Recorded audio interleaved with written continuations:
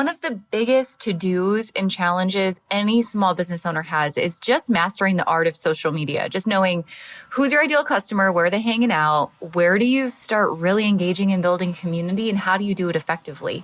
There are so many ins and outs from every single platform, and certainly there's a lot of struggles that we all have in common with social. So that's why today on the podcast, I'm excited to dive deep into this topic and have this conversation with my friend Peg Fitzpatrick. Peg just wrote a really great book, The Art of Small Business Social Media, a blueprint for marketing success.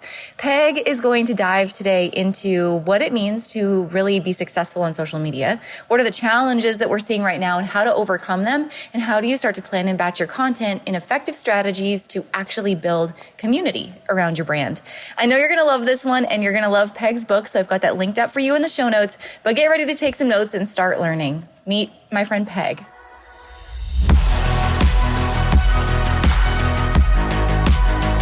Business can be a lonely game, but it doesn't have to be. Welcome to Boutique Chat, where we explore community over competition and how to scale your company with the balance and the happiness that we all seek. We'll hear from product-based businesses of all types, retailers, e-commerce, and wholesale brands, along with industry experts shaping the future of our industry. I'm your host, Ashley Alderson from the Boutique Hub, and I can't wait to chat. Hey guys, welcome back to the podcast this week. We are going to be talking about, one of my absolute favorite topics. Peg, I'm going to nerd out as you get to get started speaking today. So just prepare yourself. And everyone who's listening today, make sure to take tons of notes. I know there's going to be lots of opportunity for that. So Peg, welcome to the podcast. Thank you so much for having me, Ashley. I am so excited to talk to you. Doing podcast interviews, it's so fun because you get to meet a lot of new people.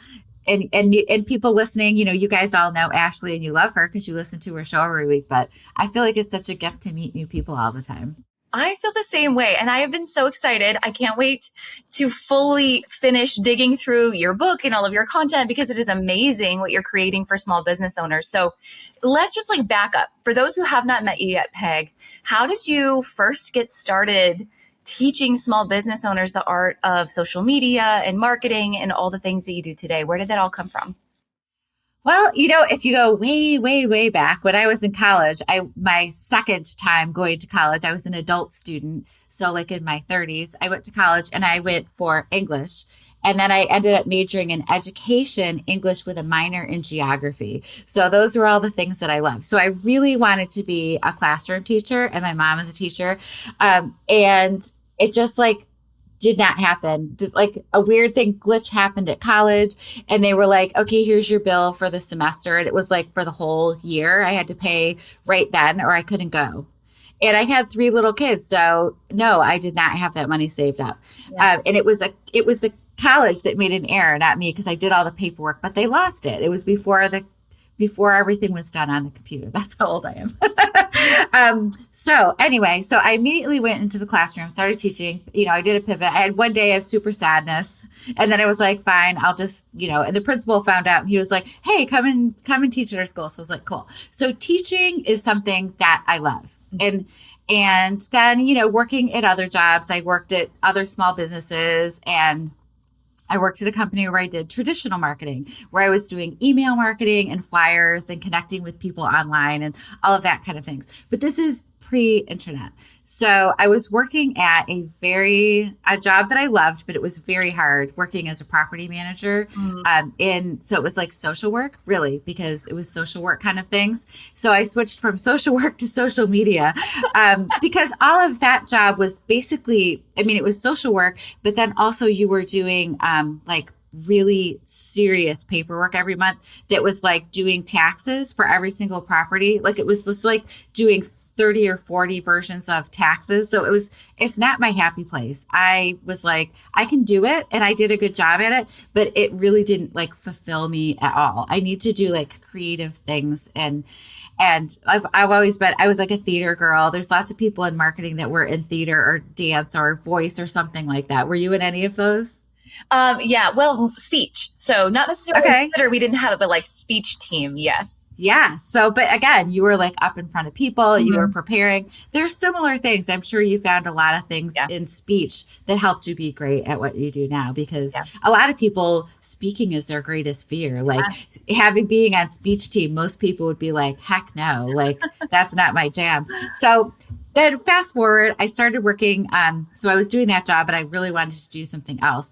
And this opportunity came up to work for a company and do their marketing. And I had all these ideas to use this brand new thing called Facebook, which pages were just coming out. Hmm. So there, when I started, there was no guidelines for anything. So anything that I've ever wanted to do, I've had to figure it out. This is before there was lots of blogs on it. There was like a couple books on marketing, but not, and I read everything and I would take workshops, but there just was never the thing that I wanted to learn. So I started teaching myself how to do everything.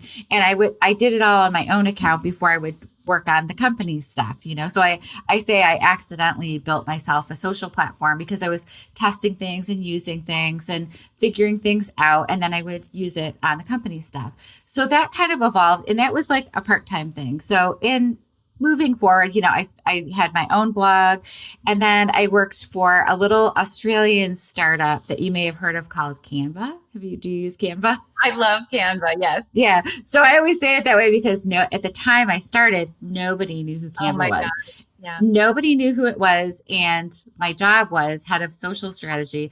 My job was to help people like learn who they were.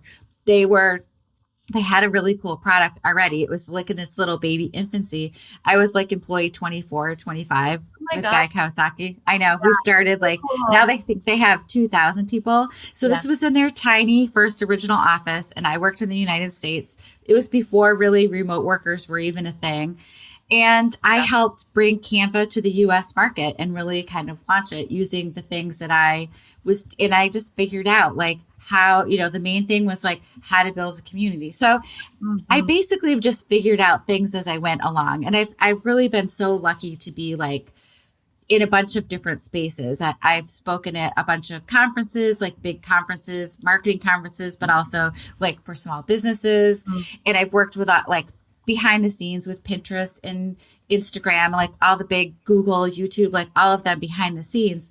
And my heart, though, really lies with small businesses because the big companies have all the money and they have the marketing teams and they have the ad budgets and all those things. So Yeah, they're all set at this point, right? absolutely. They're all covered. Yeah. There's millions of marketers. They all have, now you can learn all this in college and come out and with, degrees in all of these things. But during the pandemic, especially, my heart was breaking over and over again for small businesses Yeah. who just could not succeed because they had nothing for marketing. Like they Mhm. weren't online. They didn't have a website. Like Yes. that's how it is for small businesses. They just don't have the time and the money to invest in things, and then they don't know what to do. So I wrote this book because I really wanted to help all the people who really needed it but couldn't afford the big things. So my book is not how to use, ads, and it's really all organic marketing, but it shows you from the beginning to the end how to do all the things. So it was kind of like a brain dump Yeah. of all the things that I've learned, really with a filter of small businesses. So and I know you also serve that same market. So you get it. And small businesses are literally the heart of all of our communities. They're our neighbors, they're our family members that have this dream to do something, whether it's just to make enough money to help with groceries or pay for, camp for your kids. It's expensive. Yeah. Everything has gone crazy price wise for families. It's just, no, I don't really know anybody who can do it on one income if you have kids. Yeah. I don't think it's that possible anymore. Do you? No, I don't. I think everybody is looking for a side hustle or a new way to make a new opportunity. And when I think about like what's really the power of social media, it is the power to build a brand, really like a lifestyle brand, so that no matter Yep. where or how you pivot, like let's say you're selling one product and all of a sudden you decide, this small business isn't for me. As long as you've built a brand and a community and had a really strong social presence, you can pivot and sell anything Right. instantly. And you can Yeah. test your market out instantly, which is just such a huge opportunity as well. Yeah, which is why I've always used my name for everything. Mm, All my social handles are my name, and my website is pegfitzpatrick.com, yeah. where, at the time I was starting, most people were like, you have to have a cute name for your blog. And I get that. And I appreciate people that do that. And Yeah. there's a lot of people who are very successful. But for me, I was like, I want it to be me. So if I write a book, it's under me. Like, and people are like, are you going to do a book website? I'm like, no, I want people to come to my website, and there's a tab for the book, all of those things. It works if you do a name for it, but you're asking people to remember more things. Yeah. If they just remember Ashley, if they can remember your name, like that is a very big start at all. Oh, Because people see a lot of stuff when they come online. yeah, for sure. So there's definitely, I think as I'm thinking about the retailers who are listening, like most of them have a boutique name, and we have to use social media. We've got to build a brand of the boutique name, but simultaneously you're building a personal brand in your name as well. And Right. you're leveraging two different social media channels to drive traffic to the same place, essentially. Right. And if you're in that situation, like just take Instagram, for example, you can have both of those names there. Absolutely. You can have your URL, but you always want to have your name too, because you don't want to give all of your mojo to something else, right? Yeah. Your mojo should stay with you. Yeah, so true. Well, Peg, let's take a step back and talk about a lot of the small business owners that you've been so blessed to work with, and that I've been so blessed to work with. I would love to hear from your perspective. When you think about like social media, marketing, organic strategy, what would you say are really the top 3 biggest struggles or roadblocks that you see small businesses running into that you're like, we've got a solution for that? Yeah. I think the biggest problem these days is that all the algorithms have made it really hard. For sure. And back earlier when they had started out, you could have a Facebook page and grow your Facebook page, and everybody who followed your Facebook page saw everything you posted. The golden age of social media right there. Yes. 100% the golden age. And you just can't count on that anymore. So to combat that, I think it's real. So this will be number 2. I think building a community of people and connecting with them on a deeper level is really important, so that people are excited to come and see what you're sharing. They love your message, they're interested in you, and they're like committed to seeing your stuff, because people have to make the choice to come. Sometimes they're not going to see you. You got to go find them and go, hey, has Ashley posted lately? I haven't seen her stuff. I'm working on my book launch. I've posted a lot everywhere.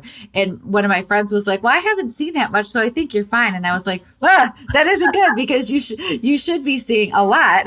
You should, so even if you're posting consistency, like the consistent level that we talked about forever, that was the most important thing, is posting consistently. That doesn't even push past the algorithms anymore. So building that community and really offering something unique and special, I think, is really important now. Yeah, so true. I think about even our own social media strategy, or what we talk about in the Boutique Hub.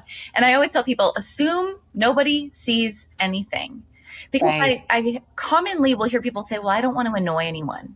I don't want to annoy others with how much I'm posting. Am I posting too much? And I'm like, you can never post too much. You just can't. I don't think you can anymore. No, because no one's going to see everything unless they go to your profile and scroll through it all. And even then, they're not going to. Yeah. I think the only place that you can post too much now is Instagram stories. They used to push that you do tons of stories, but now I feel like if there's just so many dots up there that you can't even see them, that people won't take that much time. Yeah. So I think really curating your Instagram stories to have 5 to 7 at the very, very most per day, and just keeping up on those, I think, is more important. Because if you have too many, I feel like people don't want to see all of your stuff. But I feel like in your feed, I don't even think it is possible. I accidentally posted 2 reels a day. Nobody cared. It just got, Yeah, absolutely. So let me talk about the community piece of this, because I agree wholeheartedly. And the Boutique Hub was built on a sense of, we've lived community over competition for 11 years. That's our motto for that long. And everything we do is about building community. So I'm curious, if someone's listening and they're like, how do I build a sense of community in my small business? What does that look like? Well, I think, there's different ways of going about it. You can create exclusive things for people. So let's pick a thing. Say you're, doing hair care products, right? And you're like, you're a hair care, you have a specific brand that you're selling. So you're doing hair care products. So create something that's like unique for them. Do like something special that's only going to go to the people in your community. Like create a little video series that only they can see on how to do a blowout. Like do an at-home blowout, which is not that easy. It's not that easy. Even if you have products, even if you have the stuff, it's still hard. So you're the expert and you're going to share like these ways to do it, and then do it exclusive for your community. So if they want to get it, they can sign up for your email list, and this is going to exclusively go to them. You could also have, do it on your Instagram, do the private thing that's only going to go to the members that see it. There's a lot of different ways to like get that group of people, but you want to just create something that's just for those people and then make it special for them. So it's not just selling things, but also that is where they can get specials and deals. You don't want it to only be specials and deals, but let's be honest, people like coupons. Even when I'm like annoyed with my email, I'm like, I don't want any coupons. And then if I really like the brand, I'm like, wait, I do want that coupon. So I 100%, if I like it, I will open it and use the coupon. And I think if people are interested in the products, they're going to do the same. So creating that like special thing, like educating people on how to use the products, showing them, different hair things that you do every day. Like I have really curly hair, which you can't really tell because I straightened it yesterday. But then it's like, in the past, I never was able to do that, but now I'm able to do that. So, it's just about like really creating that like experience for them. And then like other ways that you can do it are like doing challenges or, like a 30-day challenge for something, like just ways that you can bring the people together. You could hold like giveaways that people are interested in, just things that like get people commenting and using it. I used ManyChat. Have you talked about ManyChat? ManyChat, yeah. Yeah. So ManyChat is a cool way that you can make sure that you're reaching people. So like if you have a podcast, for example, you can just share it and then tell people, comment this word podcast, like episode number or something. Yeah. And then you can send that to them right to their DMs. Because if you're posting a static post on Instagram or a reel, people can't click on anything, obviously, to do that. So doing something like that where you can like send them a direct message and then make sure that you're really just up on your messages and not only being on your page, but going to other people's pages and being complimentary. Like really just, it can't be all about you either. It has to be like connecting with them as well. So, depending on how big your community gets, just, doing the best you can to like respond to people and really like, you need to be interested in the people and know who they are. I have people that I've been doing this for a long time, and I have had different social channels, obviously, and you have different people on each one. But, I posted something and somebody that I hadn't talked to in a really long time was excited about a book signing event. And she's like, oh, I'm going to come to that one. No. And I had talked to her forever, but she happens to be like semi-local to me. Mm-hmm. So you never know who's watching and seeing things. A lot of people still, it's probably even a higher number. It's probably like 85% of people are just lurking. There's a really high level of people who never comment and see things, but they don't comment and they're not responding. So something like the ManyChat thing where you're sending something, and you can even do it for, if you're doing stories, you can have, if people respond to a story, that you can send them something. So there's ways that you can kind of automate, which obviously you're talking about it in your hub, so people are like totally on it. But you can automate some of those pieces, but it's still personal because you're going to make your messages very user friendly. Because one of the biggest disconnects is if you set things up and they're not right, then it's bad. It's worse than if you hadn't contacted. And I'll use the example of my dentist, who I'm assuming is never going to listen to this. My dentist has automated texts and automated emails and things that sound like they're very helpful, but they miss it on every message. They send too many things. They send you a text message to call and confirm your appointment. I don't want to call to confirm my appointment. I just want to say, yes, I got your confirmation. I'm an adult. I can come from that confirmation. I don't want to call you after a text, right? Yeah. So just check through your automations if you set them up. Go from a different account or have someone check them for you, because things can go haywire sometimes. Mhm. Sometimes things change, but they, for some reason, just set up all their stuff and it's not right. Like their messages aren't right. Like they canceled an appointment on me and then started sending me these messages. You've missed your appointment. You need to reschedule. It's like, it was like too much, to the point where my husband's like, I don't want to go to this dentist anymore. Like you can really turn people off with Yeah. Automating poorly. Yeah. Oh, that's so true. Attention to detail. Okay, you've got to know about this. If you have thought about being a member of the Boutique Hub, or if you're already a member of the Boutique Hub, this year we added something that I just can't wait to get into your hands, okay? So if you're a monthly member of the Hub, awesome, glad to have you. It's a great experience. But we were like, people who are really serious about their business and growing it into the future, they don't just join the Hub monthly, they join for the whole year, because it takes more than a month to impact and make real lasting change in your business. So this year we have updated our annual offer for those of you who are our members or thinking about becoming a member and joining for the entire year. You want to hear about it? All right. If you're an annual member of the Hub, not only do you get access to everything the Hub has to offer, from all of the education, live training every single week, all of our exclusive discounts, resources, wholesale brands, all the things.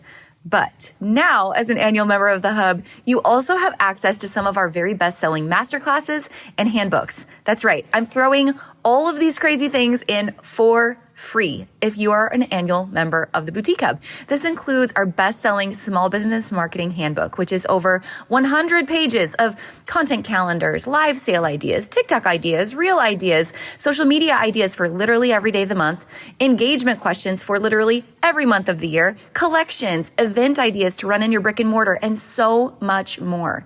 The small business marketing handbook is a must-have for every type of retailer, no matter what you sell, I guarantee it.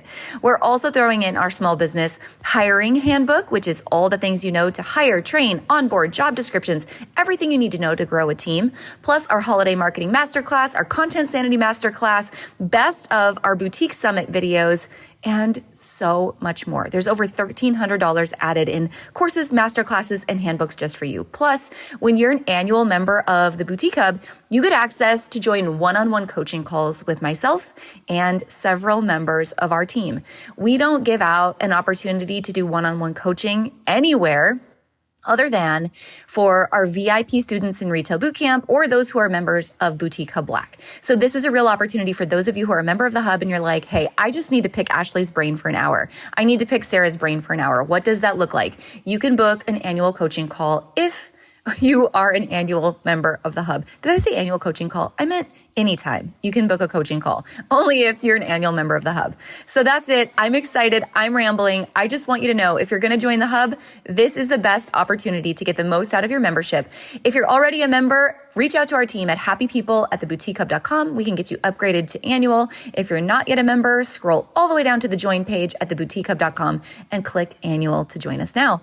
I can't wait to see you inside and get you all of these extras. We're going to do a lot together to grow, scale, optimize, and secure your business together in the next year. Let's get started.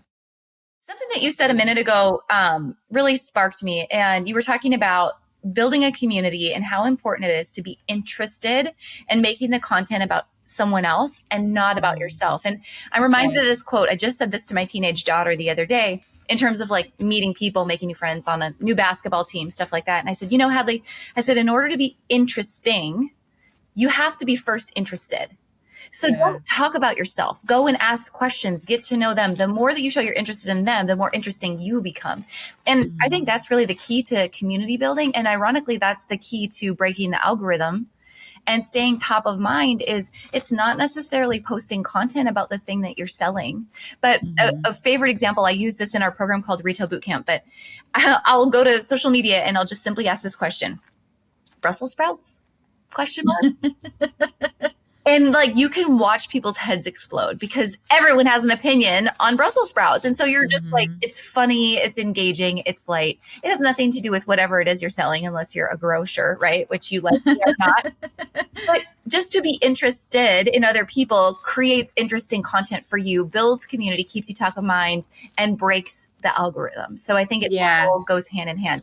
But in order to get there though, it takes a lot of planning. And I think this is one of the biggest struggles that I hear from small businesses is they're just overwhelmed with creating all this content. Like I have a small business to run and maybe it's just me and maybe I have one employee, two if I'm lucky. So what would your advice be in terms of planning and strategizing around what content to post when? How do you get it all done? Wow. Now that we're in 2024, at the very end, we all have AI now.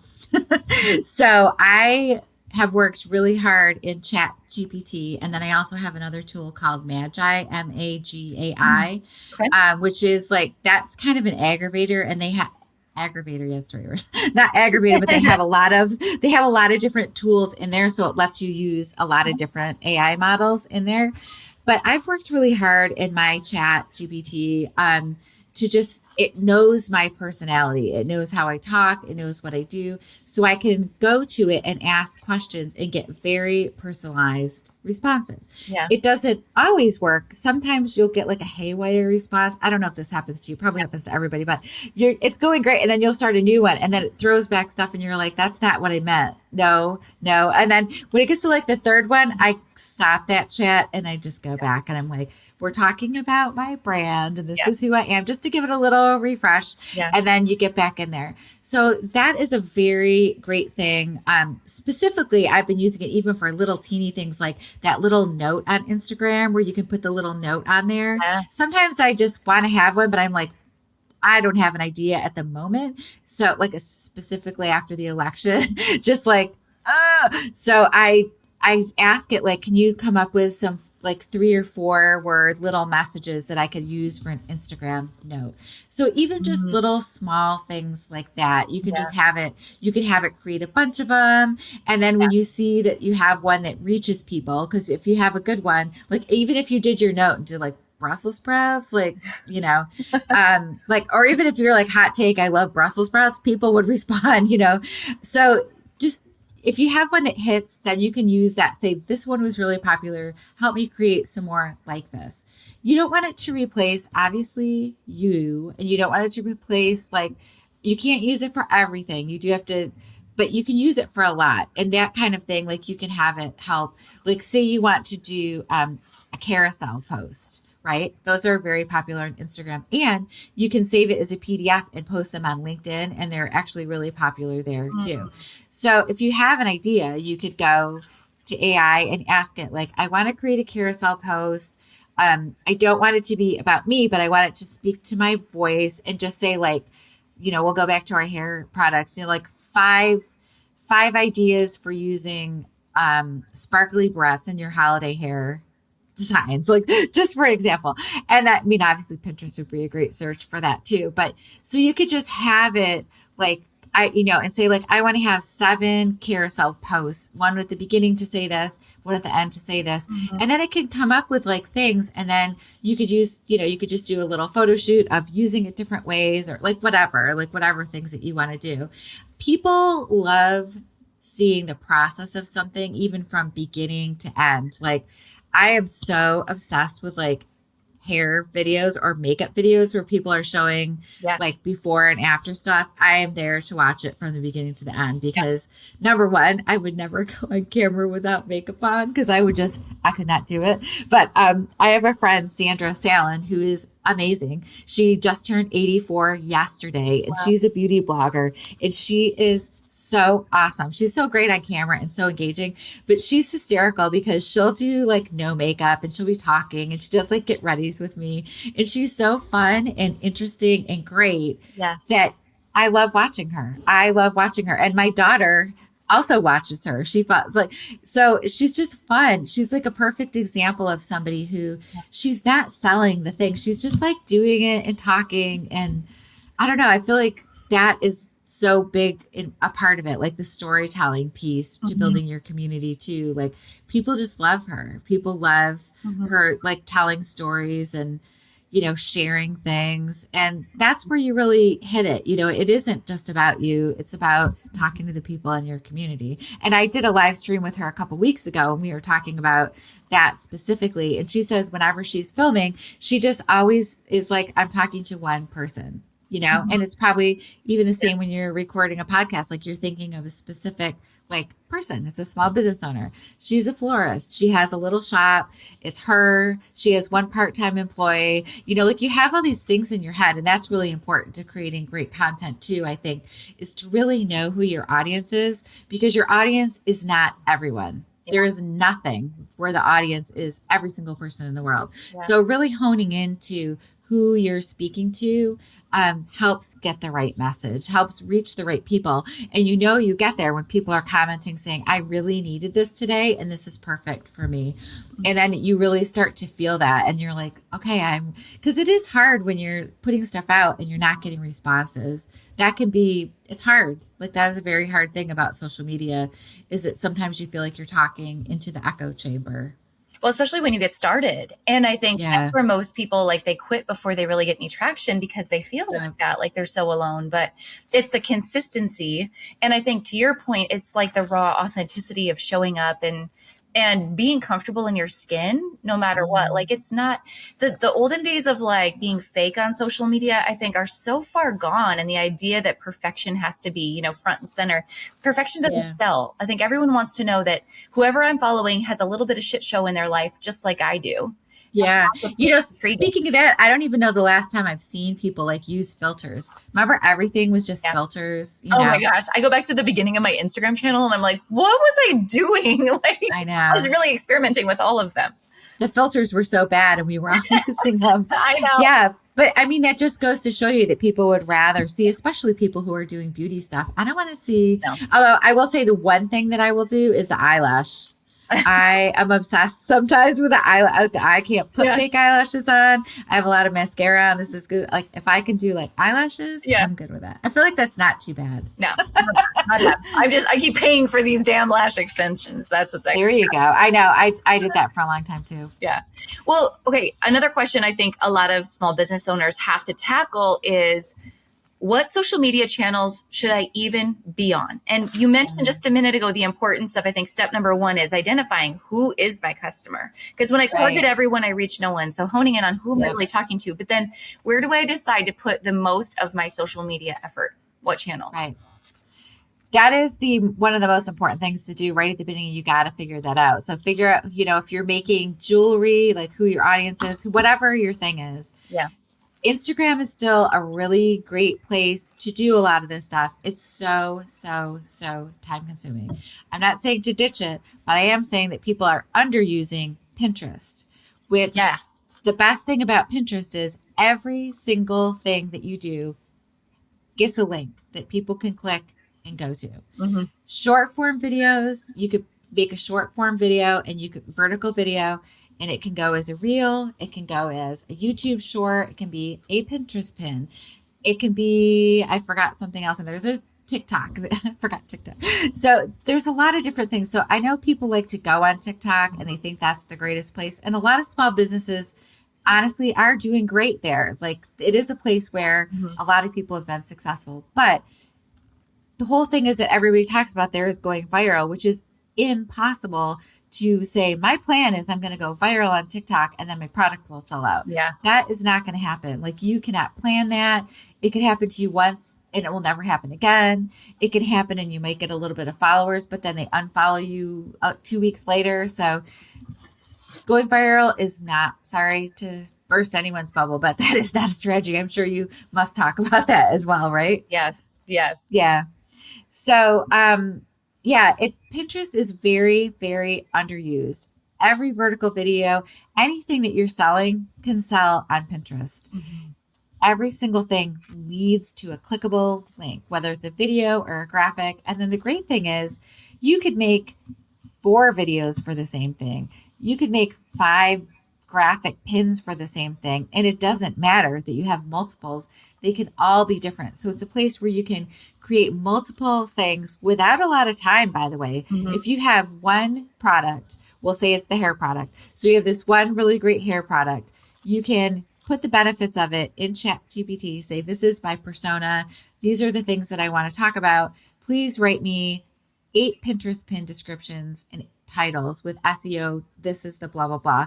And it can help you create those. And then you can go in Canva and you can create some graphics really easily. You can use templates that you could reuse for every product and remix them with different photos. Mhm. So Pinterest is just amazing. And I still see it being very, very underused, in my opinion.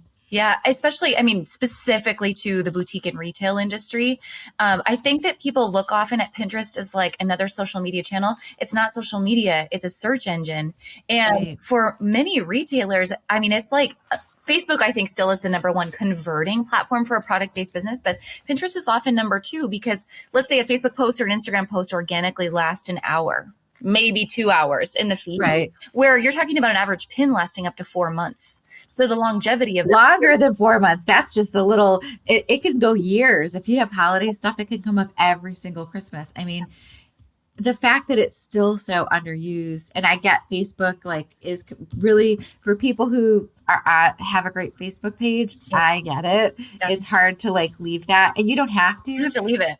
No, but the thing is, those Facebook posts disappear. And even if you were like, I wonder what they've been posting lately, and you're scrolling through, you just can't even see stuff. And Facebook groups even have the algorithm hit now. Yeah. So if Facebook is your main thing, like you go and you do that awesome thing on Facebook, but make Pinterest pins too. Yes. It's so much less work to just you do it. You don't have to be there entertaining people. You don't have to respond to comments. You just create great boards. And I just feel like it's crazy that people aren't doing it. I agree. I so agree. Peg, our time is absolutely flying by, which is shocking. And I don't want to miss out on this part of the conversation. You've poured all of your expertise into your book. And I would love it if you would take a minute and just tell us about your book and what are people going to find and learn and discover once they read your book. Well, thank you. Thank you for asking. So my book, as I mentioned at the beginning, I wrote it for small business owners. So it goes through everything from the beginning to the end of how to use social media. So if you're already using it, you may already have some pieces of this, but it just tells you the things that you need to know along the way. Like, how do you choose which platform to go on? How do you choose who your target audience is, which we already talked about, but like why that's so important and why you really need to have that step if you're not doing it already. So it just goes through everything that you need. Like the beginning talks about the whys, and then the middle has, it just talks about, the basics of stuff. Like, but it's not the things that you can Google. It's really like the expertise pieces of putting it all together. So if you can Google, like, it's not how to do a Facebook cover and where to click. And it's not those kind of steps to do things. It's the bigger things. And then there's little points at the end of each chapter that are like, okay, this is your little homework assignments for the end of this chapter. Then you go to the next one. So you can pick and choose things if you already feel like you have a lot of expertise in it. But I also included things with like, how to do email marketing, which maybe people aren't doing that as much because they focused on Facebook.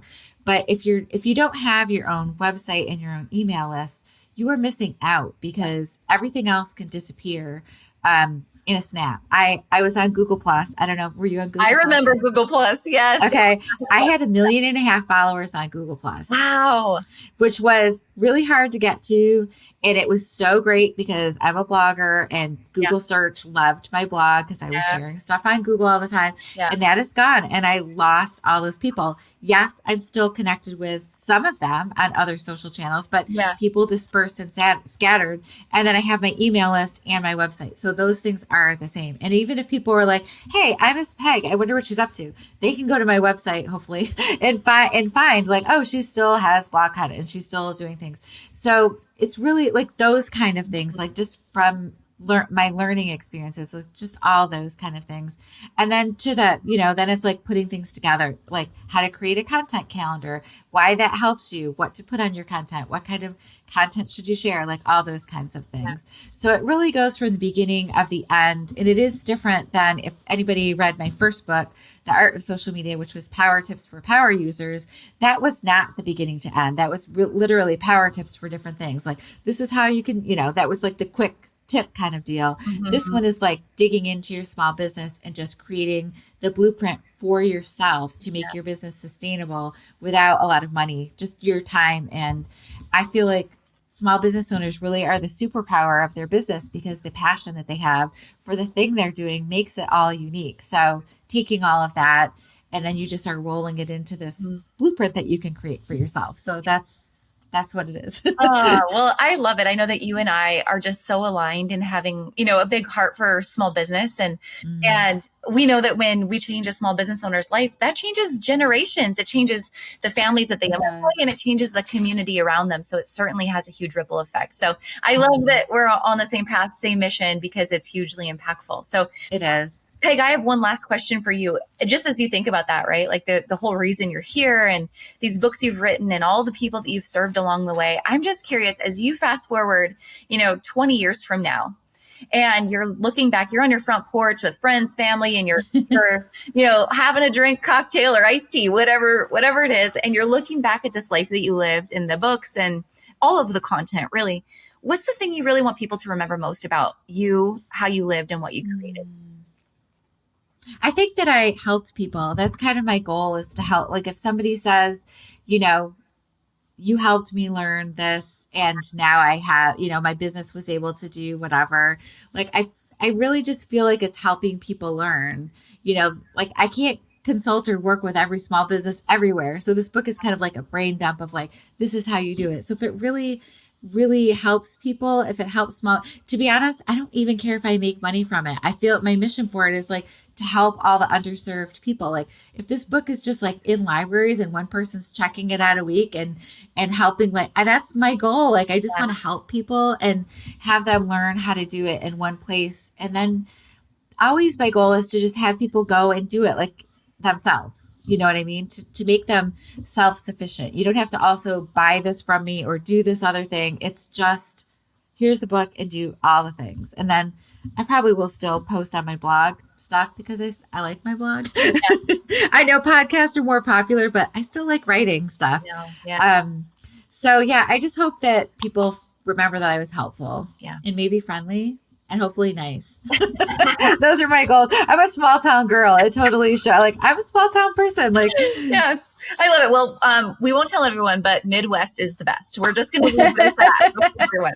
It's true. Peg, this has been so much fun. Thanks for joining me on the podcast today. We'll link up your information in the book, everything in today's show notes. But it's been a real pleasure to get to know you today. Thank you so much for having me. I enjoyed this.